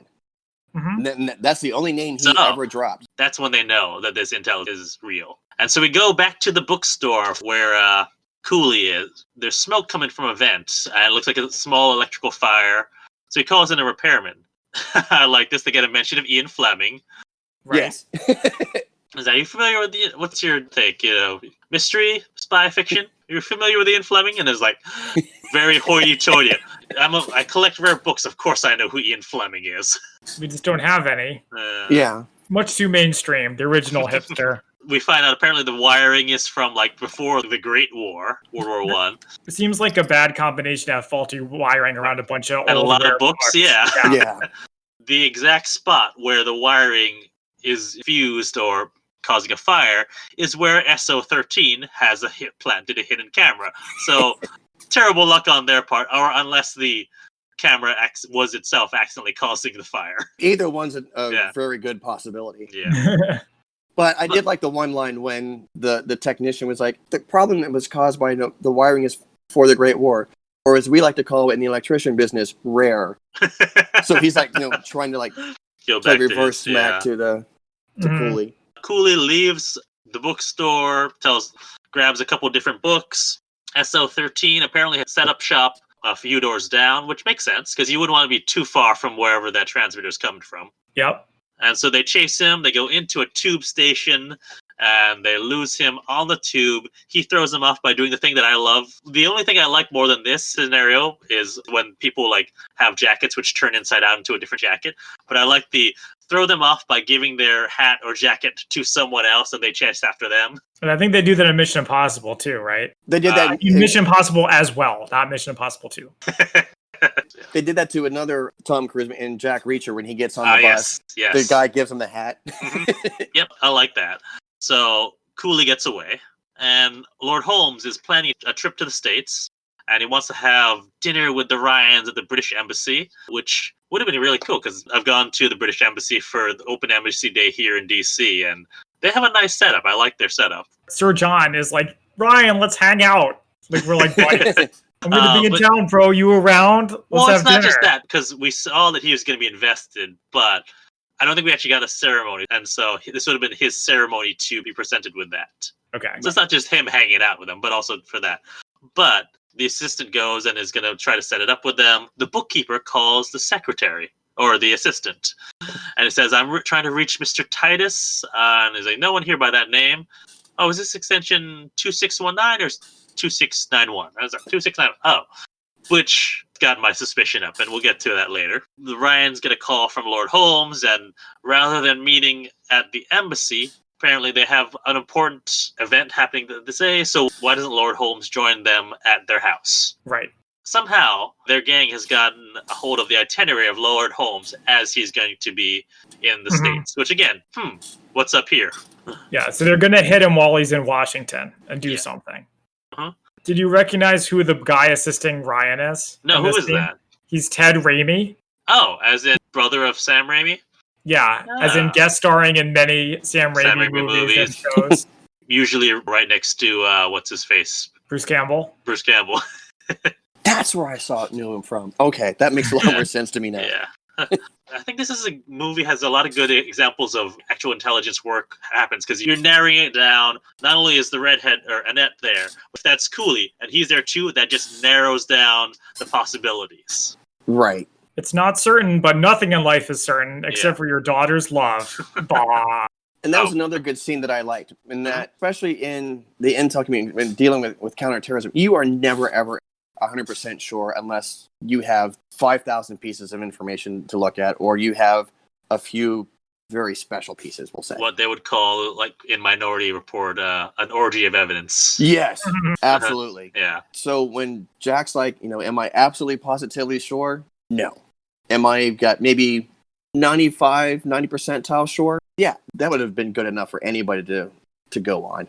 Mm-hmm. Yeah, so he wants his best guess, and I think I've already heard it. So we go back to the camp. Cooley wants to come with Sean and Kevin on their operation, and they're like, no, you don't have the skills. I was like, yes, I do. I can fire a gun, and they throw him an AK, and he has no idea how to fire it. Right. He also says they took away my books. He thinks this book's funny. Yeah. He can't fire his gun. Sean's like, sorry, Dennis, and then kills him. Yeah, I was like, whoa, you didn't need to do that. It's because he's a villain. Because I'm evil. In the movie, he's no longer useful to him. That's true. That's true. I mean, he's not going to go on the operation. He's never going to become useful again as far as an agent because his cover's been blown. Exposed, yeah. Now, in the book, they actually don't kill him there. Oh. They actually let him do the thing that's coming up pretty soon. It still doesn't turn out well for him. Right. Yeah, so as you're alluding to, Marty takes Jack into a secure room and they're watching an SAS operation. Yes. Approaching the camp, and they get closer on foot. The overhead feed on one big screen, and you have all these other numbers coming in on another screen. This part reminded me of the AC-130 scene from Call of Duty 4, if you guys have played that. No. It's actually the highlight of the series. So the player is an AC-130, and they see like white figures moving around. And you just shoot them, and they go, but it's like silent. And then there's a voice that's like, yep, good kill. Okay, here's some more. Yep, you got them. And the idea is that it's like very clinical and detached and a little unsettling. And it's like, this is the future of war, where it's just killing people from a distance. This whole scene is like Zero Dark 30. It's very like 2010, which I thought was interesting. Yeah. They announced that targets are neutralized. Air support takes out the rest of the camp. And I did notice there was one body still moving that like they could have zoomed in on. It was like yeah. Well, like it was moving away, like trying to get away from the like. Yeah, he was crawling away. Yeah.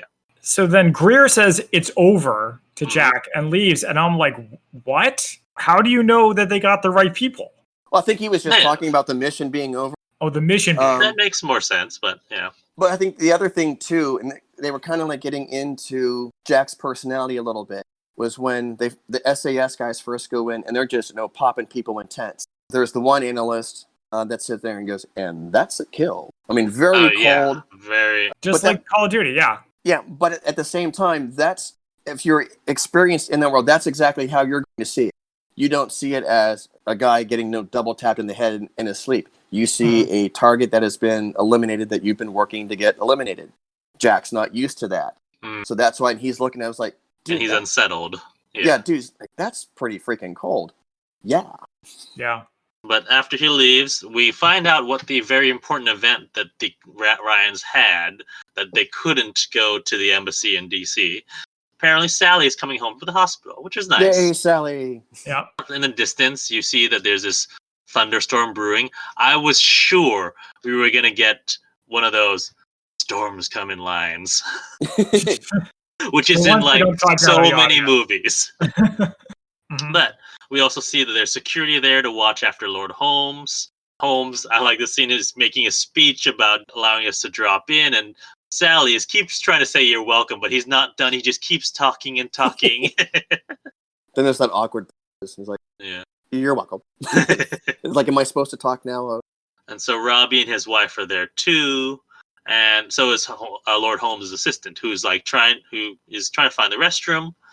And so Jack shows him to one door, but he doesn't go to that door. He goes to a different door. All right, now all the things are starting. Well, once he got the call from the bookkeeper, I was already like, okay, this guy's a traitor. But it wasn't entirely all captured together until that point.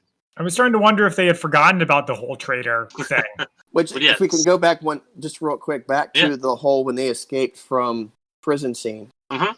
with the convoy. That's most likely something that even if they did travel by convoy, that the inspector, because he was the one that picked it, he is not going to determine which one of the vehicles that Sean's going to be in until they actually leave.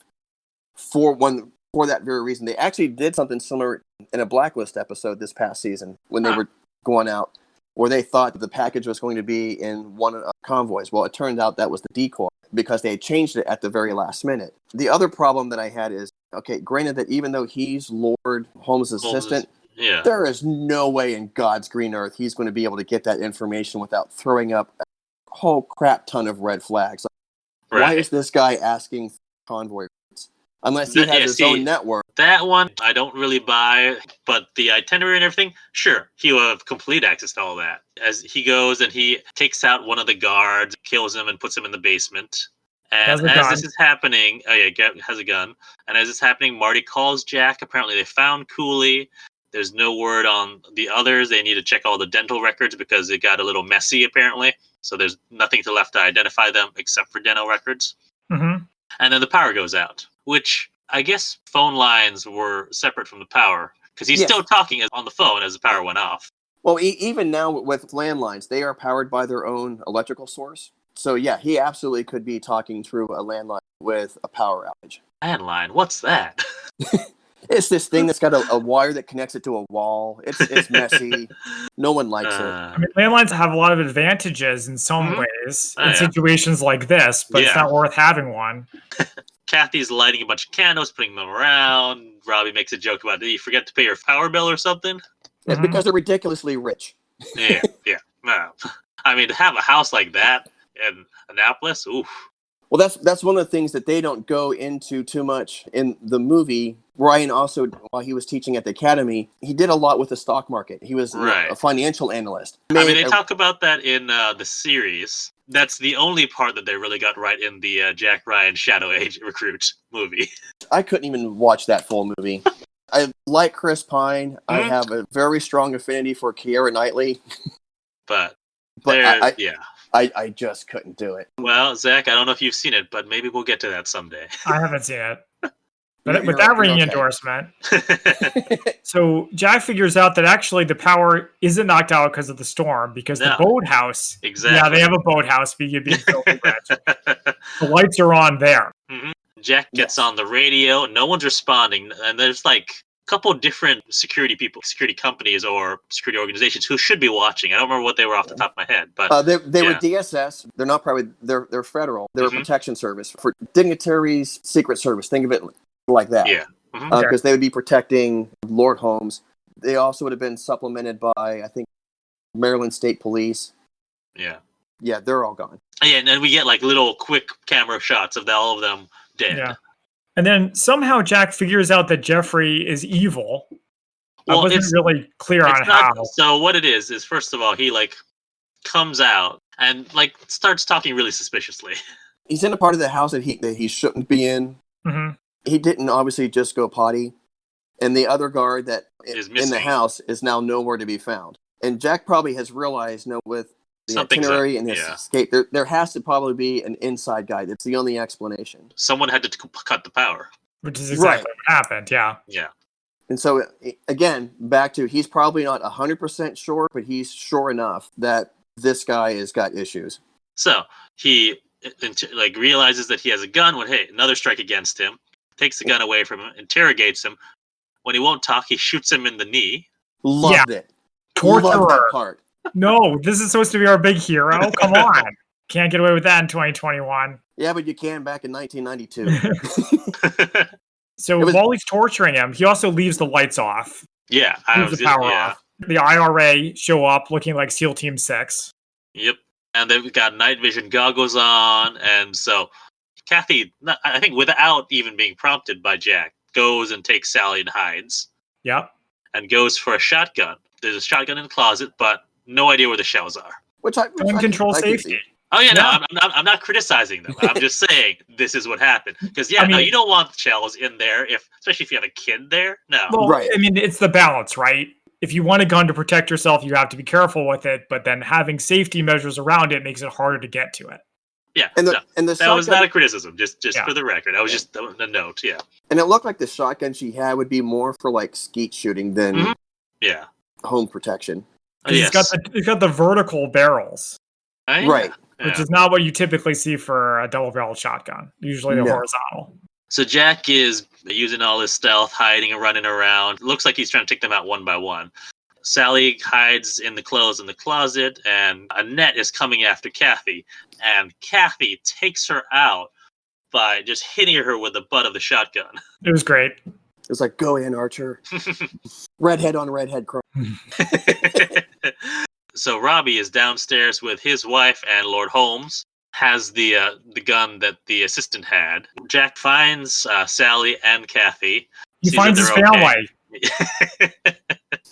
See that they're okay, so he's trying to bring them up to the attic, and so they put Sally up there. As Kathy is going up, she drops the flashlight, which Sean hears. Yep. And Sean was right about to go into the basement to go after whoever's down there, but gets drawn away. So Sean's going after the Ryans. They're going out the window, off of the roof. Well, Sean shoots into the ceiling. That's going to be a lot of dry work later. Misses by total luck. Misses Jack. Well, yeah, he's got plot armor.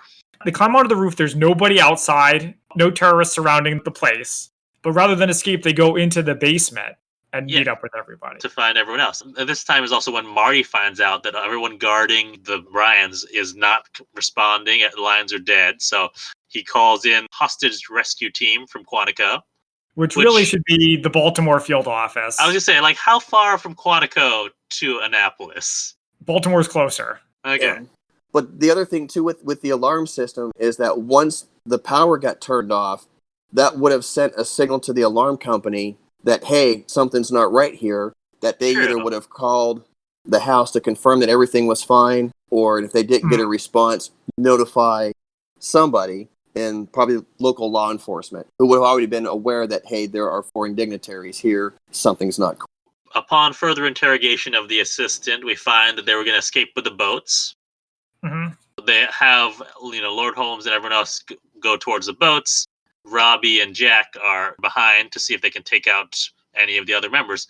And actually, this whole time, I was wondering, wait, they see that they've got night vision goggles on. Why don't they just turn on the lights to blind them? Which is, of course, what they do right now. All right, fine, good plan. Yep. And so they killed two goons, two nameless guys. Yeah. Are they still red shirts if they're bad guys?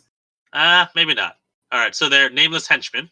And then they run, and then Sean comes down. Jeffrey sits up, and they just shoot him because Sean's a monster.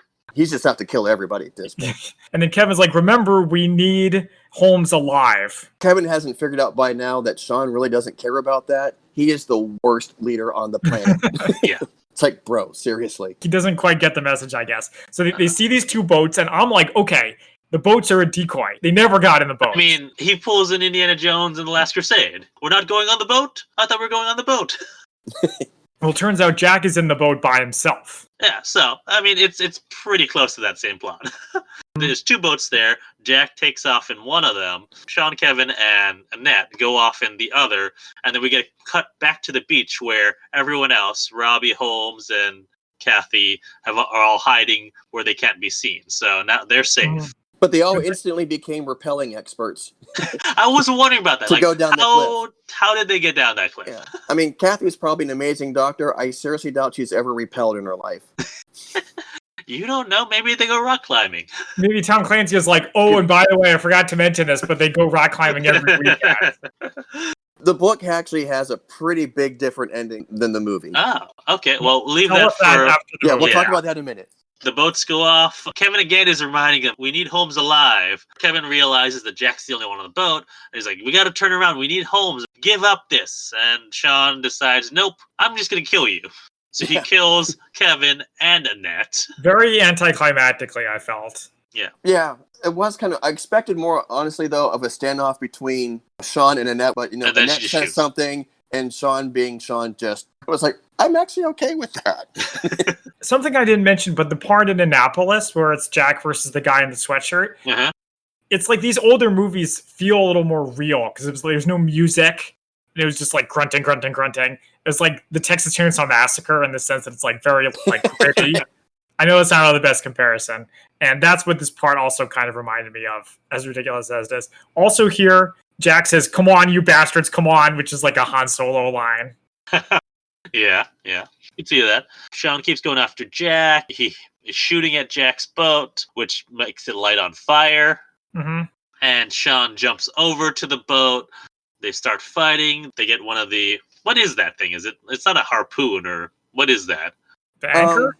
Or the other one? I know what you're talking about. Fighting with.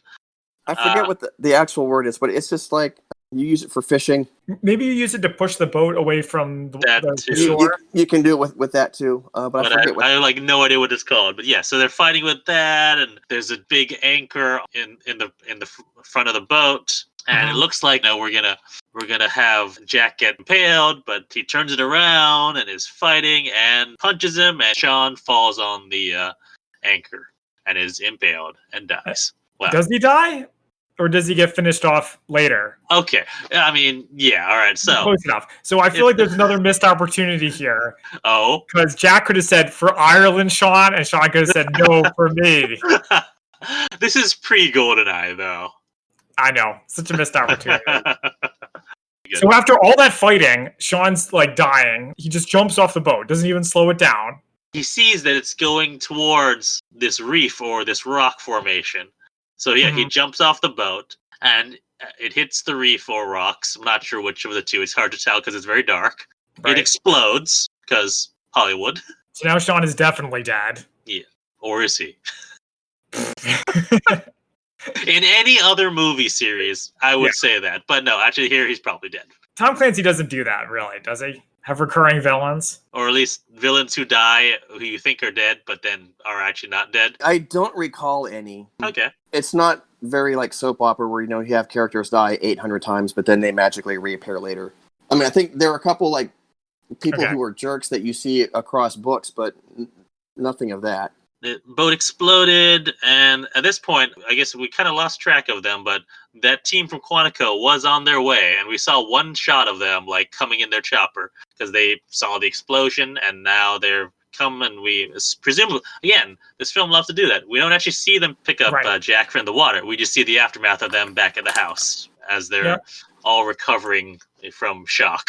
And then we get the very last scene of the movie where Ryan family is having breakfast together. Kathy gets a call from her doctor about the amnio. Find out the baby's okay. Yeah. And the doctor's asking, "Do you want to find out the sex of the baby?" Jack's like, I don't know. I thought I wanted to know, but now I'm not sure. And Sally's like, "No, I want to know." I was like, "Okay, yeah, let's find out." So the doctor tells Kathy, and Kathy just says, "Thank you." And that's the end of the movie. A cliffhanger.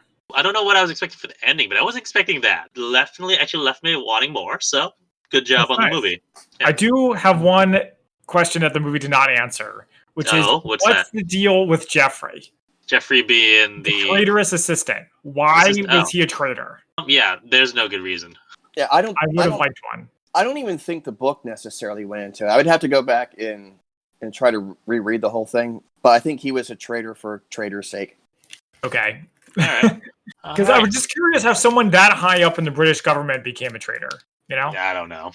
Or rather within the royal family. Yeah. To be fair, there is precedent for that. What's his name? Anthony Blunt was with the Cambridge Five.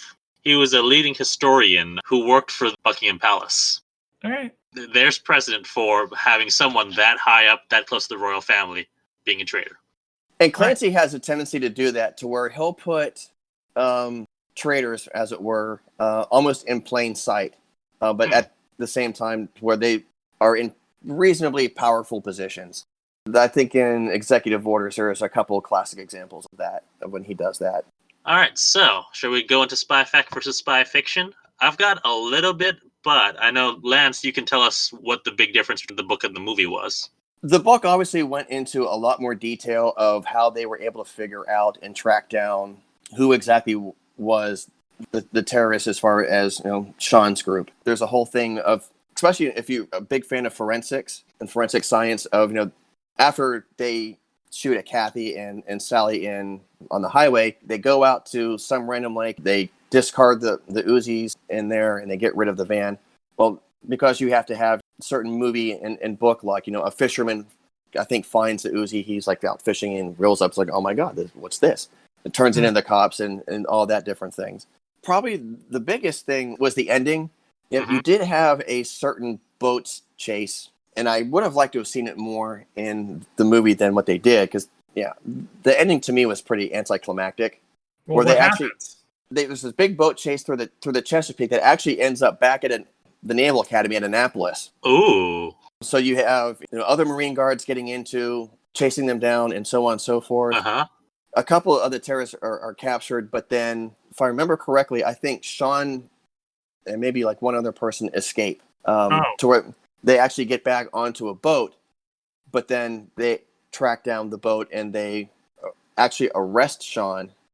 But I know there's a point to where there's a confrontation between Ryan and Sean. And this kind of goes back to, Zach, what you're talking about, when he shoots Jeffrey in the kneecap in the torture. There's a scene to where they're building up this tension to where Jack is going to, basically execute Sean. He's come after his family, so on and so forth.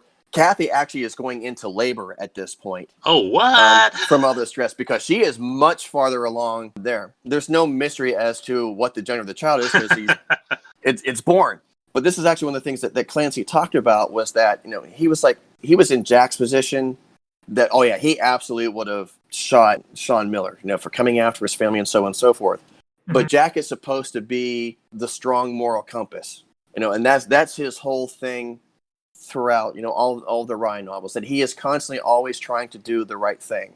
The one book I keep trying to go back to, the actual book, Sum of All Fears, is probably actually the best character of Ryan in all the Clancy books, because it shows him having all kinds of ebbs and flows of personal issues. To me, that was the biggest split between the movie and the book, was definitely the ending. Miller is arrested and tried and is actually executed by the state. Oh, wow. By the U.S.? Yeah. Yes, in the U.S. You read about that later, I think it's either mentioned in Clear and Present Danger, Sum of All Fears, or Executive Orders, one of those three. Cool. Thanks for sharing that. Oh, sure. So, one thing I do have. So, actually, I looked it up, and Patriot Games was the first movie to be allowed to film at the George Bush Center for Intelligence, CIA headquarters. Cool. So that was actually filmed there. And then the other thing about for spy fiction is that SO13, so the thing they keep referring to, so what it is the anti-terrorist branch of the Metropolitan Police. I was wondering about that, but forgot to ask. Zach, did you have anything for spy fiction? Nope. All right. So shall we go into our favorite quotes? Sure. Anyone want to go first? Lance is our guest. How about Lance? Yeah. Probably my favorite quote is, we kind of mentioned it earlier, was when Ryan very melodramatically walks across the CIA symbol and goes into Marty's office, and he's going back and forth about how he wants back in, and Marty is telling him no because he's too close, and then Admiral Guerrero just opens the door, and he's very nonchalant, very James Earl Jones-ish. Oh, I'm sorry, was I interrupting something? Marty, it sounds like you were telling Jack how we'd be better off, without him being here, or something to that effect. And walks back in, and Jack just kind of looks at Marty and gives him this wicked smirk, like, haha, Dad said I'm good. The classic Han Solo smirk. Very much so. So mine is from Robbie, actually. And he says, "Attention to orders. I have a presentation to make. For service above and beyond the call of duty of a tourist or even Marine, recognize Professor John Patrick Ryan with the Order of the Purple Target, and hope that he will duck next time, lest he become part of history rather than a teacher of it." Robbie also had a good line at the end when Lord Holmes is showing Jack what the medal looks like, and he kind of leans in, and Jack is like, "Didn't I already give you one of those?" Yeah. All right, Zach, you want to go with your line? Okay, I need you guys not to judge me for this.